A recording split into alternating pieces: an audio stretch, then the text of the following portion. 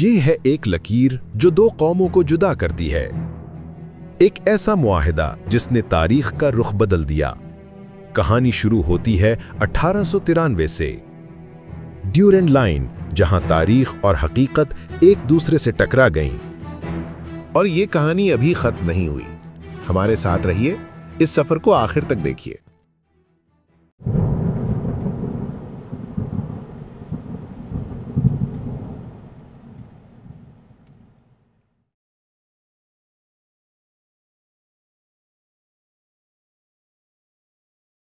یہ ہے پاکستان اور افغانستان کے درمیان کھینچی ہوئی وہ لکیر جسے دنیا ڈیورنڈ لائن کے نام سے جانتی ہے۔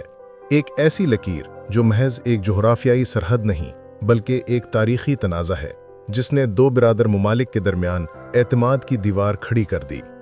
کہانی شروع ہوتی ہے 1893 سے، جب برطانوی حکومت ہند کے نمائندے سر ہنری مارٹمر ڈیورنٹ اور افغانستان کے بادشاہ امیر عبد الرحمن خان کے درمیان ایک معاہدہ طے پایا۔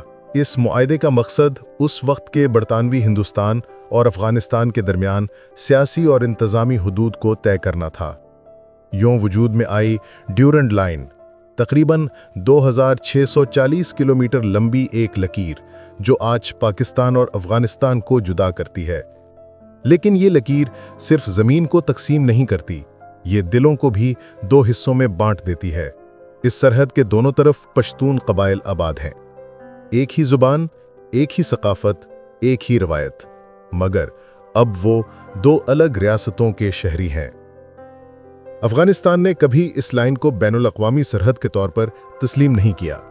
ان کا موقف ہے کہ یہ معاہدہ زبردستی کیا گیا تھا اور برطانوی دباؤ کے تحت دستخط لیے گئے، جبکہ پاکستان کا کہنا ہے کہ یہ معاہدہ ایک تسلیم شدہ بین الاقوامی حقیقت ہے اور دنیا بھر میں یہی لکیر دونوں ممالک کے درمیان سرحد سمجھی جاتی ہے۔ 1947 میں جب پاکستان وجود میں آیا تو برطانوی حکومت کی تمام سرحدی ذمہ داریاں پاکستان کو منتقل ہو گئیں۔ افغانستان نے اقوام متحدہ میں پاکستان کی رکنیت پر تو ووٹ دیا، لیکن ڈیورنڈ لائن کو اب تک باضابطہ طور پر تسلیم نہیں کیا۔ وقت گزرتا گیا اور خطے میں دہشت گردی، سمگلنگ اور غیر قانونی نقل و حرکت میں اضافہ ہوا۔ پاکستان نے 2017 میں سرحد پر باڑ لگانے کا آغاز کیا۔ مقصد تھا سیکیورٹی بہتر بنانا، لیکن یہ اقدام افغانستان کی طرف سے سخت مخالفت کا باعث بنا۔ افغان حکام کا کہنا تھا کہ باڑ لگانے سے سرحد کے دونوں طرف بسنے والے قبائل کے تعلقات متاثر ہوئے اور آمد و رفت تقریباً ناممکن ہو گئی، مگر پاکستان کا کہنا ہے کہ یہ اقدام اپنی قومی سلامتی اور دہشت گردی کے خاتمے کے لیے ناگزیر تھا۔ سرحد پر کشیدگی بڑھتی گئی۔ تورخم، چمن اور سپن بولدک جیسے علاقوں میں اکثر جھڑپیں دیکھنے میں آئیں۔ کئی بار سرحدی راستے بند ہوئے، جس سے تجارت، انسانی امداد اور عوامی آمد و رفت بری طرح متاثر ہوئی۔ اکتوبر 2025، پاکستان اور افغانستان کے درمیان تازہ جھڑپوں کا مہینہ۔ اقوام متحدہ کی رپورٹ کے مطابق ان جھڑپوں میں 18 افراد ہلاک اور 360 زخمی ہوئے۔ پاکستان کا کہنا ہے کہ افغان سرزمین سے تحریک طالبان پاکستان کے دہشت گرد اس کے علاقوں میں حملے کر رہے ہیں۔ افغانستان اس الزام کی تردید کرتا ہے اور کہتا ہے کہ پاکستان کی کارروائیاں ان کی خود مختاری کے خلاف ہیں۔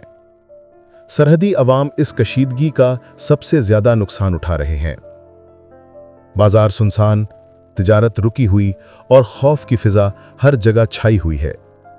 ایک مقامی شہری کا کہنا ہے، ہمیں پرواہ نہیں لکیر کس کی ہے، ہم بس چاہتے ہیں کہ بندوقیں خاموش ہوں اور راستے کھل جائیں۔ دونوں ممالک کے درمیان تعلقات میں تناؤ کے باوجود یہ حقیقت اپنی جگہ قائم ہے کہ پاکستان اور افغانستان ایک دوسرے کے لیے سیاسی، جغرافیائی اور اقتصادی لحاظ سے لازم و ملزوم ہے۔